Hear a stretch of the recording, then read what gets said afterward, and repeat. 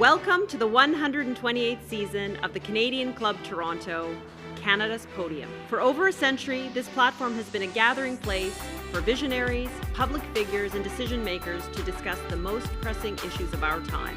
We've been having important discussions and debates around this podium in this country for well over a century. I call this a historic podium of record. Our club's always been a forum for visionaries, public figures, and decision makers to command attention to the issues of our time. The Canadian Club is one of the most important podiums anywhere in the world that a Canadian can speak to, tell Canadians what it is that they think, develop those thoughts. And so I want to thank you for that very, very much. Please join me in thanking our esteemed panelists today. Through our programs and events, including our youth and young leaders programs, our diversity partnerships, our joint events, and our media and social media opportunities, we offer you access to dynamic political, social, and business figures from abroad and right here at home. The platform from which the eloquence of Canada has flowed all of that time, whether it be business, education, politics, sports, arts, and culture. If someone wants to say something to Canadians about this country and about the future of this country, this is the venue you choose.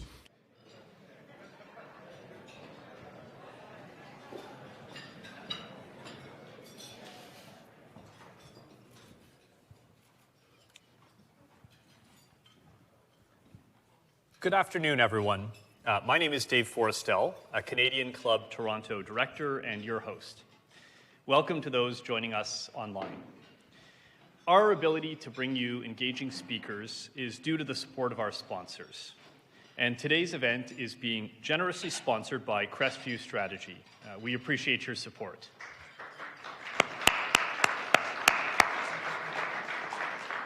We're grateful to the Canadian Bankers Association as our season sponsor and Air Canada as our official airline sponsor.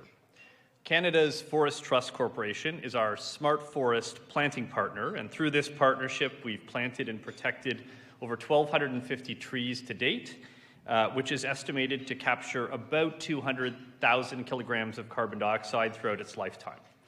And today, we're pleased to welcome students from Rotman School of Management. Thank you for joining us. We expect some great questions from your table. Before I introduce our speaker, let me share some club business with you. I invite you to visit our website at canadianclub.org. Besides event and membership information, we've got a great on-demand feature. And I also encourage everyone to share information and experience from today's event on your favorite social media platforms. I'm going to be moderating a question and answer portion of today's event, and we welcome your questions, so please take a moment to fill out the Q&A cards that you'll find on your table, and our team will be collecting them throughout the lunch. And for those who are joining online, please hit the red Q&A button on the right side of your screen when we open the floor for questions. And now, on to our speaker. Stephen Poloz is a widely recognized economist with nearly 40 years of experience in financial markets, forecasting, and economic policy, including 35 years in the public sector. I've personally come to know Stephen as a member of the advisory board for the Lawrence National Center for Policy and Management, which he chairs. He's incredibly bright, down-to-earth, and practical, and I enjoy every moment I get to spend with him. I came to know of him when he served as CEO of Export Development Canada, and I suspect all of us came to know of him and his leadership when he served as Governor of the Bank of Canada. Stephen led the bank for a number of years, including while Canada implemented its response to COVID, and the bank managed the economic, financial, and market impacts. At the time, I was working for the President and CEO of Scotiabank, and so I had a front row seat to see Stephen reassure Canadians and businesses, work to keep markets functioning, and respond to events in real time. As a Canadian, I'm incredibly proud of what he did in those first 6 months when the risk was the greatest. He worked with financial institutions, businesses, and the public service to protect the country. For this and for so many other contributions to our nation, he was awarded the Order of Canada. And last spring, he was named chair of a new federal economic working group tasked with finding more opportunities for Canada's largest pension funds as a way to drive economic growth. So as we face the threat of tariffs and the challenges of domestic barriers to growth, the topics that he's going to address today have never been more pressing. Stephen, Canada's podium is yours.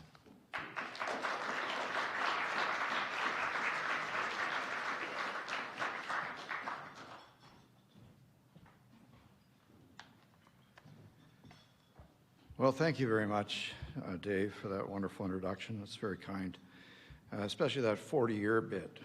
Yeah. Well, it's a real privilege for me to be invited to this prestigious podium. It really is Canada's podium. And it's a real pleasure to be here representing Osler, which is the best law firm in Canada. But to be completely candid, I find myself almost speechless today.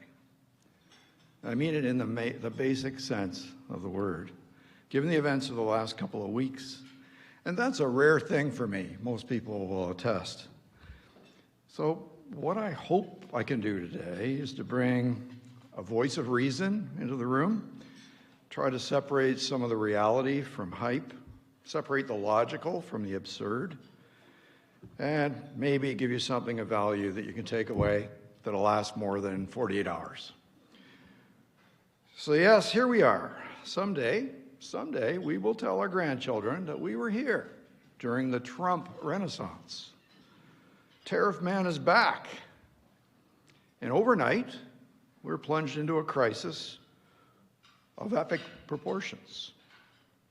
Political rhetoric has basically gone off the charts. We hear words like trade war, devastating. We'll be out of business in a week. We even hear the E word, existential. And beyond retaliation, which of course is regarded as necessary, just to show that we will stand up to a bully, we're getting ready to roll out policies like the ones we used during the last crisis, the COVID pandemic. So all of this kind of fills a need, right? But what I feel the need for is to help inform the conversation and get some numbers in front of people. And the basic questions, and you could ask this question out on the street, and you get a lot of different answers. So let's talk about them. What's the actual downside of these tariffs? And there's no doubt, when you hear 25%, I mean, that's a tax. Who pays a 25% tax on something? It sounds cataclysmic. What will tariff retaliation cost? How low will the Canadian dollar go? And can we even win a war? Well, the answers to these questions simply can't be definitive. We're just going to speculate on some of them. We can do arithmetic. We can do arithmetic around the tariffs, but we can't predict future behavior, the human reactions that are underneath, the things that models purport to capture. Okay? One thing we learned from the pandemic, and I'm not hearing today, is that our starting point matters. When the pandemic hit, people were asked to isolate themselves. Policymakers are trying to turn the economy off, stop the clock, probably for many months. We expected, in the center, we expected the impact on the economy to be truly massive. And many people thought it would take a really, really long time to recover from it. And economic activity fell by 20% in the summer of 2020. 20%. That's gigantic. And yet, to tell you the truth, it's not nearly as big as many of us were expecting. I mean, we turned the whole thing off. How did it only go down 20? But as I said at the time, though, the Canadian economy was really like a fit person. A fit person should be able to shake off COVID. So could a healthy Canadian economy. And my reasoning at the time was that Canada's inflation rate was right on target at 2%, just saying. And our unemployment rate was at a 40-year low, just saying. But can you think of a better situation in which to confront a major shock? Well, I can't. And as it happens, sure enough, the economy snapped back very rapidly. It was our best case scenario that we thought up that actually emerged. Very lucky. Well, what about today? Well, today we approached the Trump tariff shock with our economy in a very fragile position. We're still working our way through the mortgage renewal cycle, having raised interest rates by 500 basis points. That mortgage renewal cycle is sucking huge amounts of purchasing power out of Canadian households, and we're not done. We've been essentially in a recession in Canada for the last 2 years as household spending per household has been falling during those 2 years. That's what happens in recessions. Unemployment has risen significantly. Young people, the 15 to 25 age group, face the worst job market since the late 1990s. And these are the same, this is the same cohort that got their post-secondary education messed up by having to do it online during COVID. Business investment, extremely weak, and its underlying trend has been lackluster for fully 10 years. Now, the return of Tariff Man and his unpredictability will accentuate that weakness, whether the tariffs go into effect or not. This is what happened during his first term in office. It will happen again, regardless. A strong immigration into Canada has masked these conditions that I've just described. But that underlying weakness, the recessionary type conditions, is exactly why inflation returned to 2% more than a year ahead of time, ahead of schedule laid out by the Bank of Canada and forecast by economists. Therefore, a tariff shock from the U.S. will land on a very fragile economy here in Canada. Its dynamics are not good. Therefore, we need to understand that the impacts may prove to be even larger than what economists are giving us. For a moment now, I want to set aside that concern and keep it as, in our minds, it could be bigger than what we say. But let's consider those estimates and try to put them into more perspective. Most of the estimates are clustering around a 4 to 5% loss of total Canadian income, GDP, if you like. That assumes, of course, that we retaliate with tariffs of our own, which, that seems to be the main intention. Without retaliation, the loss would be smaller, which is true in every war, right? Okay. In that sense, it is a war. Importantly, this loss of income, around 4 to 5%, would be permanent. It's not just this year and next year. The economy can start to grow again after maybe a couple of years, but our incomes here in Canada will stay 5% below the original path forever because of the tariffs. It's also widely believed that the Canadian dollar would depreciate significantly at the same time, but no one knows by how much. But what are the limits on it? Well, this is exactly why we have a floating exchange rate, right? So it can act as a shock absorber. Well, here comes a big shock. I hope those shocks are working. It's worth reminding ourselves that during the collapse of oil prices in 2014-15, the Canadian dollar depreciated by, everybody remember? Around 20%. And you could easily imagine something similar happening in response to these tariffs. But obviously, it could be smaller. I'm not going to hazard a guess, but I'm kind of thinking on the big side. That's what exchange rate flexibility is for. If the exchange rate does its job as a shock absorber, it could be a very significant decline, in which case it's conceivable that there could be almost no impact at all on U.S. consumers. Okay? Almost no impact at all on U.S. consumer prices. So no inflation surge that we've been saying is going to happen. Canadian exporters would be very much cushioned if the Canadian dollar went down that much, right? So they would be cushioned from the tariff effect besides. That may sound like a free lunch if exchange rates do the job, but no. A major depreciation would mean another significant cut to Canadians' generalized purchasing power. Prices here would rise because of the retaliatory tariffs, and then there would be another effect on top of that from the exchange rate depreciation. So this is where Trump's claim that Americans won't pay the tariffs, Canadians will. actually is possible.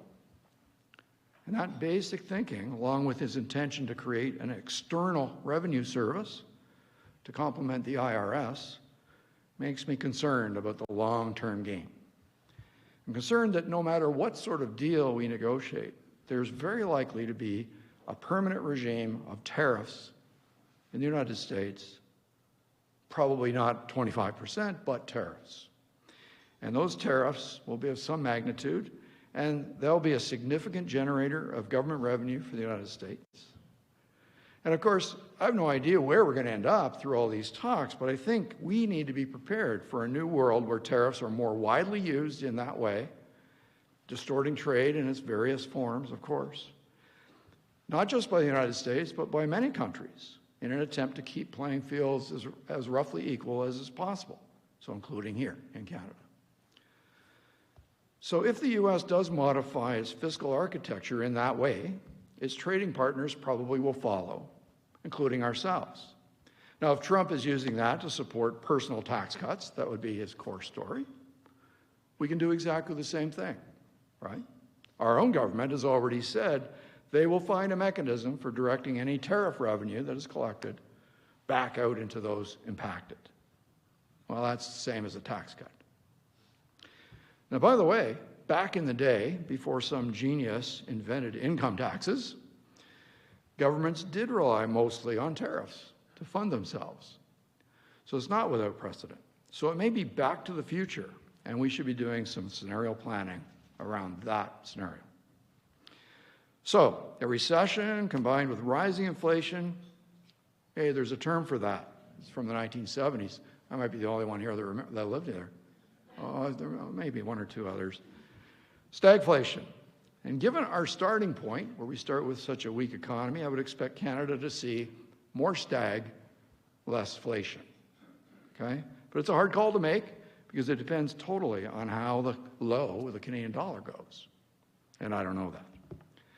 Now let's stop speculating and think about the various options that we have in front of us.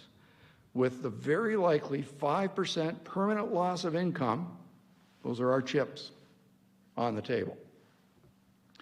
Now, my first observation is that a 5% loss of income that's pretty bad. No one wants to take a 5% pay cut. Much rather have a raise. But let's be clear, that's not existential. It may be existential for certain companies and, of course, their employees. But it won't be if our flexible exchange rate does its job. And were we to decide not to retaliate, we could probably reduce that impact quite a lot. Maybe it would be half as big, let's say. So we have some control over the size of the impact. Second observation, let's suppose that Trump's main objective through all this is just to get Canada to pay our fair share for national defense. This is where I'm willing to use the E word, existential. We live in a geopolitically fraught world. We simply cannot defend our entire geography all by ourselves. Not a chance. So ask yourself, with that 5% loss of income, the chips on the table, does boosting our own taxes by 1 or 2% and putting the money into national defense sound that bad? Maybe that's a path we should be thinking about more seriously. Third observation, economists estimate that dismantling the rules and regulations that restrict interprovincial trade would add between 4 and 7 percentage points onto our incomes. Free money, okay? Forever. Wow. We could completely offset the tariff shock that Trump has plans for us. This so-called existential tariff could be completely offset just by getting rid of those silly rules between provinces. Well, let's get on with that. By the way, it is worth remembering that back in 1866, the U.S. walked away from its free trade agreement with the provinces of Canada. What was our response then? Confederation. Imagine that. Our founding fathers thought they were creating a unified East-West free trade zone so that we could reduce our dependence on trade with the United States. The irony is almost too much for me to handle. Now, there may be a lot of other policy pathways that suddenly look reasonable when that 5% pile of chips is sitting on the table. So let's keep that in our minds as we go through the coming weeks. My fourth observation, regardless of how things turn out, I think it should be obvious that we should never allow ourselves to become this vulnerable again. We need to invest more in our own resilience, in our ability to grow our economy, so we can absorb this shock and whatever else might be on the horizon. So let's talk for a minute about what that might look like.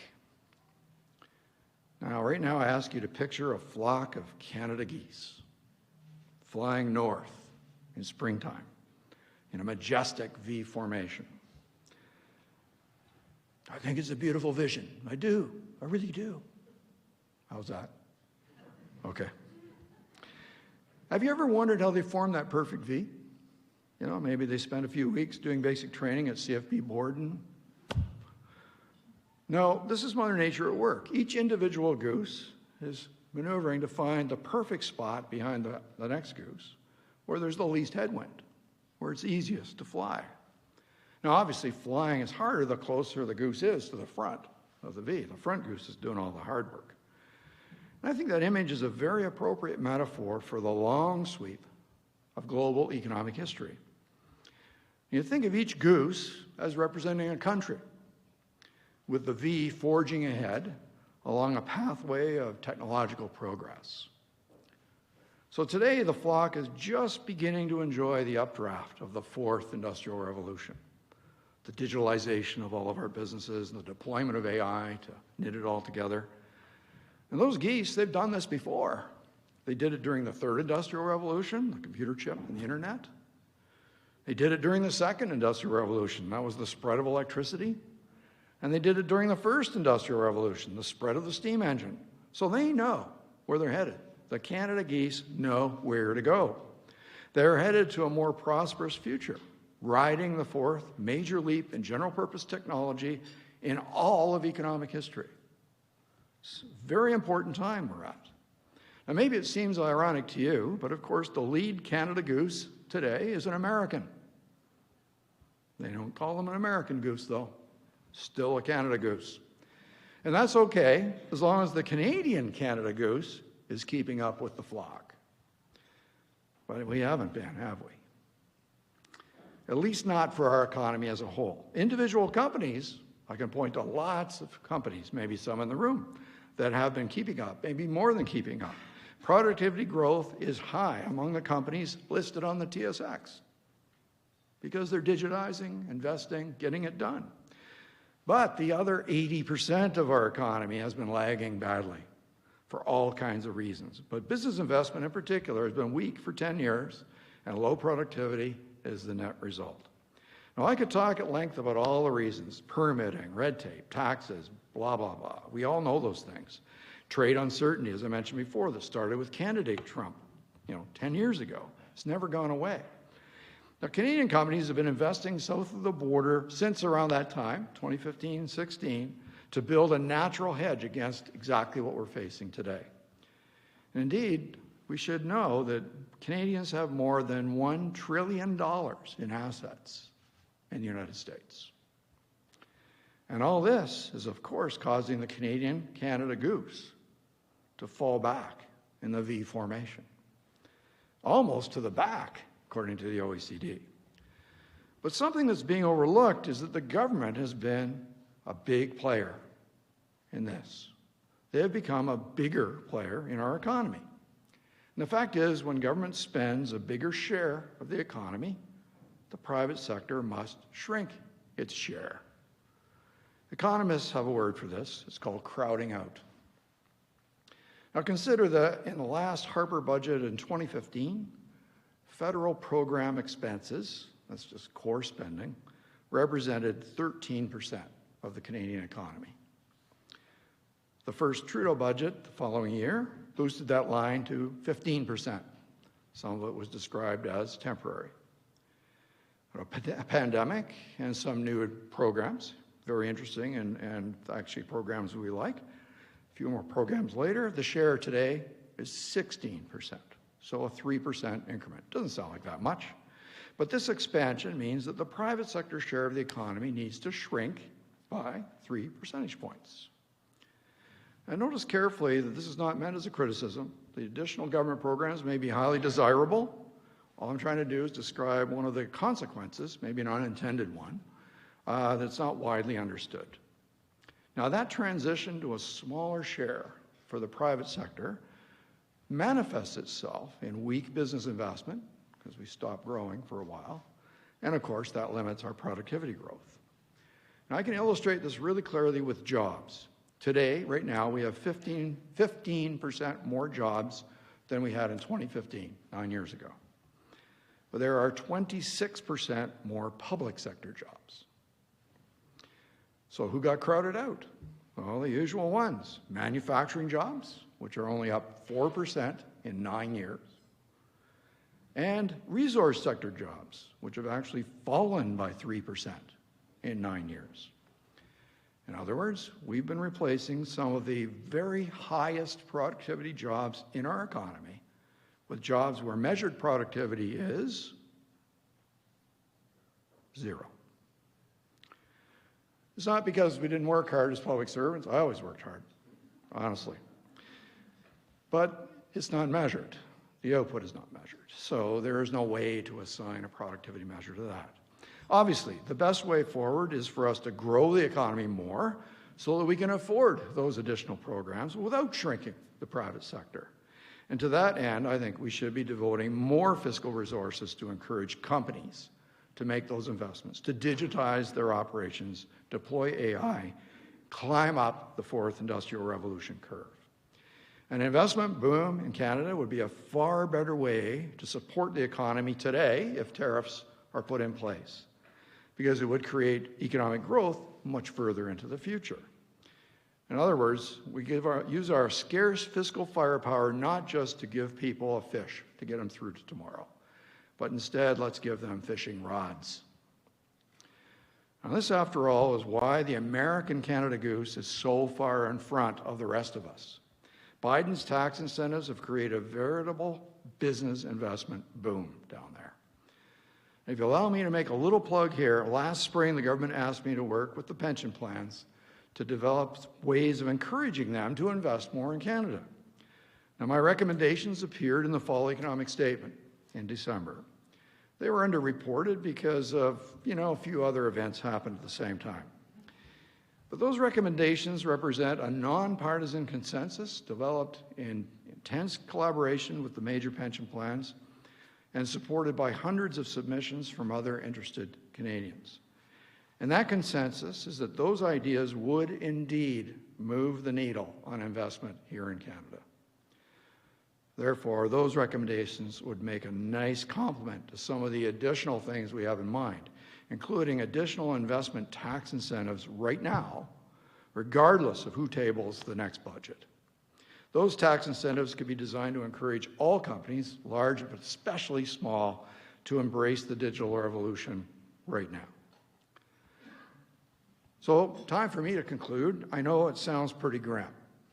We face some extreme challenges in the near term, and we confront those challenges from a weak starting point. And this will not be the last bout of volatility we face in what I call in my book, the next age of uncertainty. But I want to assure you that, apart from all that, everything's going to be just fine. But seriously, we need to keep this all in perspective. Let's tone down the rhetoric and the indignation. If we lean toward boosting business investment to build resilience today, and of course thereby grow into tomorrow, we can tap directly into the fourth industrial revolution. And that, I'm telling you, will ensure that the Canadian Canada Goose will catch that technology updraft and start closing the gap with the rest of the world. So let's look forward to that. Thank you.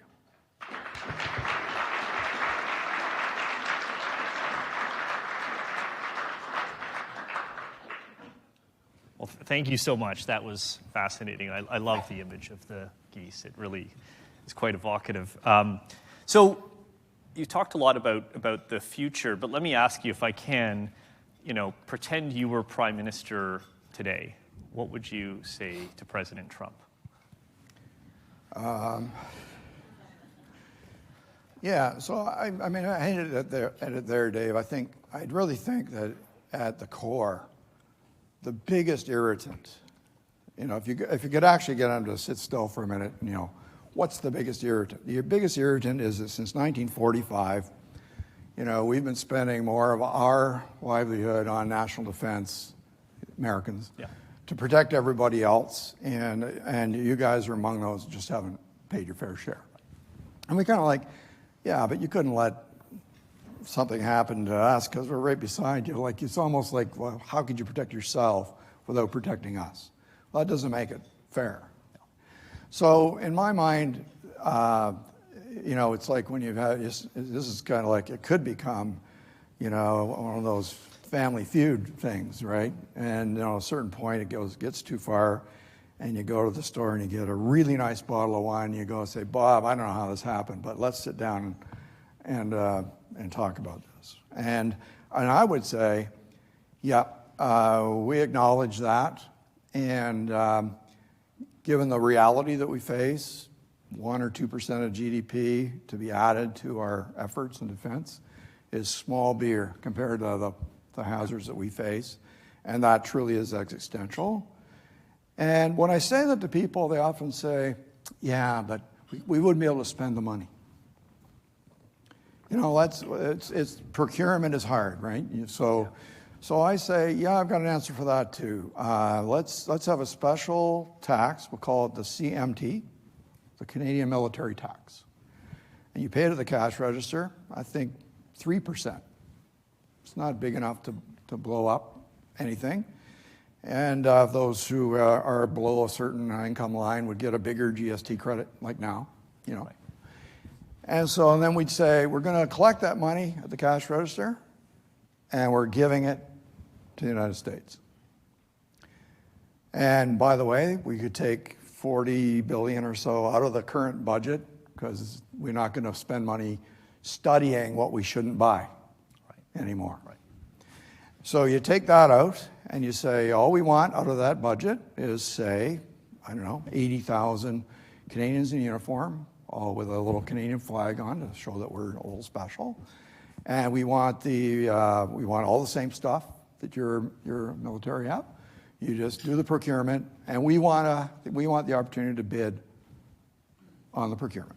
We got shipyards, we can build submarines, we got aerospace, we can do lots of stuff. And we already have that, but let's make sure it's written down, and that's the deal. And then, you've simplified everything. People pay that tax knowing it's going straight to the people in uniform, and they'll be proud to pay it. Yeah. And I think Donald Trump would say, now that's a teammate. Right. Forget about all this other stuff I've been talking about. I think that's what I would do. But of course, it's, it almost, people say, well, you're just rolling over, right? You're not standing up to a bully because, maybe that's true. Maybe 6 months later, say, if you don't do this, I'm going to put 25% tariffs on you again. And I say, well, hopefully, for good neighbors, they wouldn't. Right. Yeah. Anyway, so there's some risk involved. No, and maybe more something in your wheelhouse, I'll say. You mentioned that the Canadian dollar could be facing really serious threats. Yeah. That puts the Bank of Canada in a challenging position. Yeah. How do you think that the bank responds to that? Yeah, so there's no question that if to make it concrete, suppose there were a 20% depreciation like we had in 2015. That would be the exchange rate doing its job, and one of the consequences would be inflation would pop up. It wouldn't be maybe as big as you might guess. Okay, first of all, we're starting in a weak position with downward pressure on inflation. So it would just be a one-shot deal, like prices would go up and then they'd stop going up. It would be a one-off thing. I don't think it would turn into a perpetual inflation. And going back to that episode in 2015, 16, by early 2016, we were looking at inflation that was pushing towards 3%, and about 1 or 1.25% was from the depreciation. And so, if inflation is 2, and maybe it drifts a little below 2 in the next few months, I don't know exactly, but let's say it's in that ballpark, then of course that means it sort of stays within the 1 to 3% zone, and you explain it well to people, and you say that's just a consequence of this new world that we're in, and you need to understand that imports will cost more from now on. So I think it's manageable. I think it could mean that they'd be more cautious, of course, about finding their interest rate path because they wouldn't want to light a fire. Sure. Of course. And of course, another thing you'd have to take into account is what is the fiscal authority doing, right? So if they're filling in the hole with other spending, then you don't want to make it really inflationary, right? So it's a complicated question you ask, but I don't think it's an insurmountable problem, and we certainly walked through it in 2015-16. That worked. We cushioned the blow to the oil producers, and had stronger economy in the east, weaker economy in the west, but we got away with it and explained it to people, and inflation didn't take off. Oh, that's great. And thinking, there's obviously some fiscal solutions. It strikes me there's some non-fiscal solutions. Premier Eby, Premier Smith have said, we have to get projects built and we have to reduce the barriers. Federal government's even starting to kind of make some noise in that direction. But, today, 97% of our oil goes to one customer, 100% of our gas. And, understand it's difficult to export, but with commodities, it's not nearly as difficult to export because they just enter a world market. What would you recommend? Like, what are some of the things we can do promptly to get projects? Well, I do know by full disclosure, you're with TransCanada. I'm on the board of Enbridge. We know that there are ways to enhance egress, like to get more product out of Alberta in particular. And we've now got some investments that give us the option of taking gas, in particular, to other markets, right? So that's an important diversification play. At least it opens the door to diversification, but I wouldn't do it intentionally. I would just say, hey, it's still our best customer, still the biggest, most dynamic economy on earth. Like, we're not going to suddenly replace all that. It would be bonkers to do so. Right. And the fact that we've always stayed as dependent, that's a holding pattern. Like, if 20% of our stuff is going somewhere else, that means we've grown what's going somewhere else a lot since my EDC days, when that's what we did all day, right? Out there in the world saying, you need to see Canadian stuff. Well, that has grown a lot and kept pace, let's say, with the U.S. So we are still roughly as dependent, but in dollars, there's a lot going on somewhere else. So it's not like you can flick a switch and it's not efficient to do so. It's much better to make sure you're in your own backyard, relations are good. It's not the Hatfields and the McCoys. Where, we won't quit till somebody's dead. It's not, it shouldn't be. Good. Well, I think you participated in an interesting debate last night, and this question that we've gotten from the crowd sort of relates to that. So what do you see as Canadians' unique set of skills that will drive opportunities for the country? And how do we differentiate ourselves in the global economy to revitalize our growth prospects? It's an easy one. What's the next question? One word answer. Yeah. Oh my goodness. Look, we have among the best universities in the world, and the kids that come out of those universities are fabulous. And I can just tell you a quick anecdote. Like, Terry Matthews is a good friend of mine. But every spring he goes down to Waterloo and he interviews young folks, and he hires, 4 of them for this and 5 of them for that and 10 of them for something else. He has started more than 200 companies. Wow. And not one of them has ever failed. Okay? And the basic premise is, I'm just going to find the smartest kids from that engineering program, and I'm going to say, I've got a problem. My clients are saying, I've got this problem. Can you guys fix this problem? If you can, I'll give you half the company. Wow. Pay them nothing, basically. Off you go. And if they solve the problem, mothership is going to buy it, right? Because the clients are actually asking for it. And there you have it. And then, of course, it gets folded in, and the kids have a reputation, and so on. So, I mean, it just shows you that we have what it takes, and some of it kind of gets buried in this, oh, we fail this and we fail that. We know there's things that we're not good at financing young companies. I'll say young as opposed to small.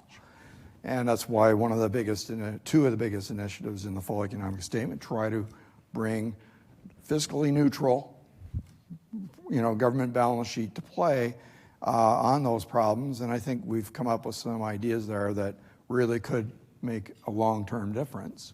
And again, I'm just urging whoever is in charge of the next government, even whether it's a short-lived one or a long-lived, I don't know. But anyway, this year, whoever's finally in charge, hopefully we can move those things ahead, because I think it will make a real difference. And that's what we need to do. We need to spend a higher percentage of our income investing in our future instead of distributing it around, so that people get cushioned.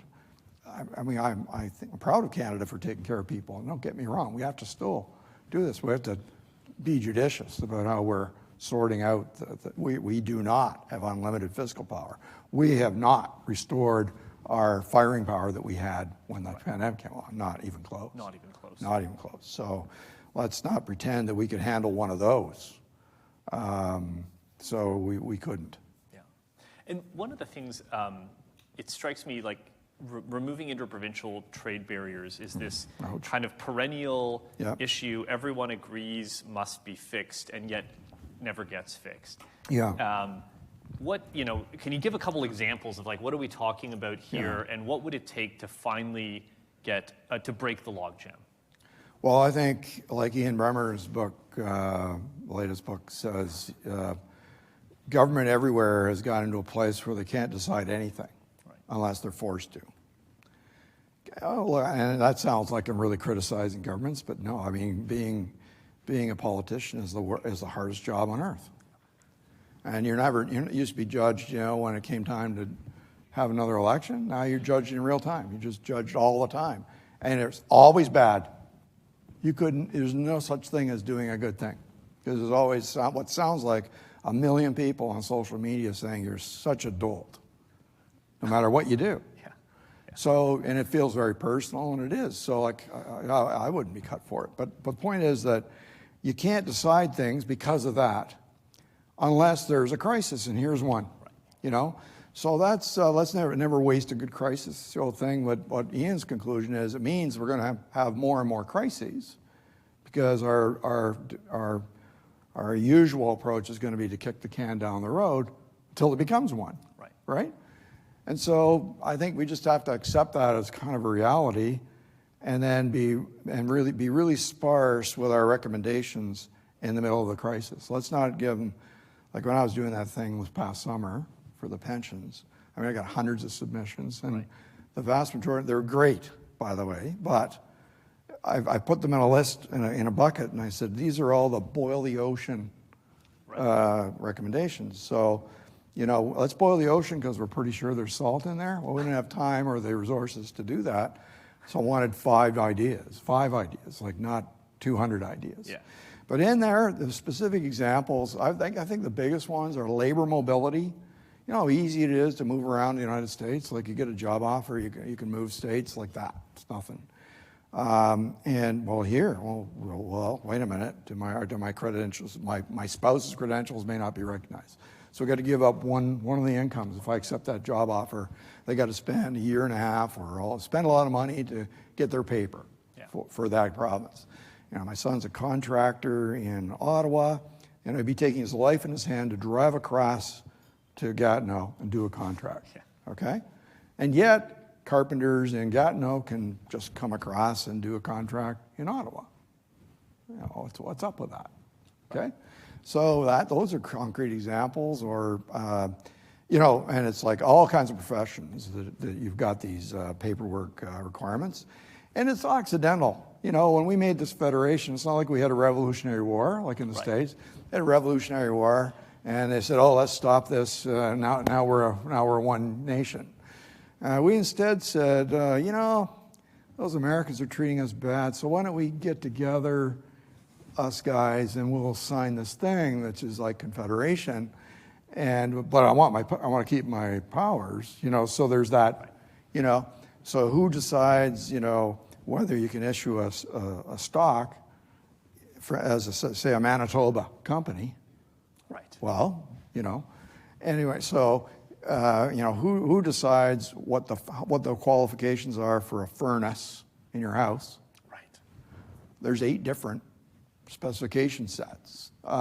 Trucks, that have to put 2 more wheels down when they cross the border, or can't drive at night in one province. Like this is, goes on and on. Staggering. Yeah, so cross-recognition of each other. Say, if it's good enough for Ontario, it should be good enough for Manitoba. The classic example is like if you're on a construction site, there are rules about what the ring looks like in the Johnny on the spot. Right. Okay? Like it has to be a perfect ring in some provinces, has to be a split ring in other provinces. And don't you ever get them mixed up. Right. Okay? We'll shut that site down. So, some of this sounds so silly, and yet it got there by accident because they're in charge of it. Right. And we need to fix that. And I always dreamed of a time when you get the premiers or the finance ministers into a room, which, like Bill Morneau and I used to do a couple times a year. I said, why don't we just get them all to do, interprovincial trade today and just lock the door until they agree. Right. Right? Oh, I don't know if that'll work. Anyway, but we're always raising it. But imagine emerging from that door and saying, we had a meeting today and we decided we can give everybody a tax cut because we've just found a way to make the economy grow more and we'll get more taxes from that. Wouldn't that be a day? Right. I got 10 or 13 of them all sitting there, and our finance minister saying, yep, I helped to make that happen, and I'm so happy. But no, it's free money, and no one will pick it up.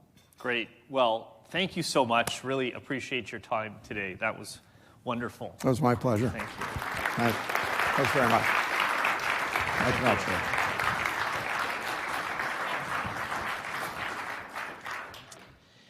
Stephen, on behalf of Canadian Club Toronto, I want to thank you for championing Canada's economic opportunities with your insightful and colorful address today. I really enjoyed that, and I think the imagery was really powerful. The stakes are high for our nation, and your perspectives provided helpful context that we need in the months ahead, and I think in the years ahead, to make sure that the next time hopefully we don't, but the next time, inevitably, we will find ourselves in some situation. We're not in a fragile state. We're ready to respond. And we just really appreciate the leadership that you continue to play on all of our behalf. And take comfort knowing that your expertise and experience are supporting Canada's economic strategies. So before we close, I want to invite our audiences to join us for breakfast on February 11th, when Global Head of Sustainability for BNP Paribas Asset Management, Jane Mbakshtir, will be at our podium. On Thursday, February 20th, we'll host Bonnie Crombie, leader of the Ontario Liberal Party. And on Wednesday, February 26th, we will host Susanna Pierce, country manager of Shell Canada, to discuss our energy future. Please visit our website for more information. And one more round of thanks to Crestview Strategies for supporting our event today. And lastly, I would like to thank our AV supplier, VVC Live, for facilitating today's event. Thanks, everyone, for being here. We hope to see you soon. Enjoy your afternoon.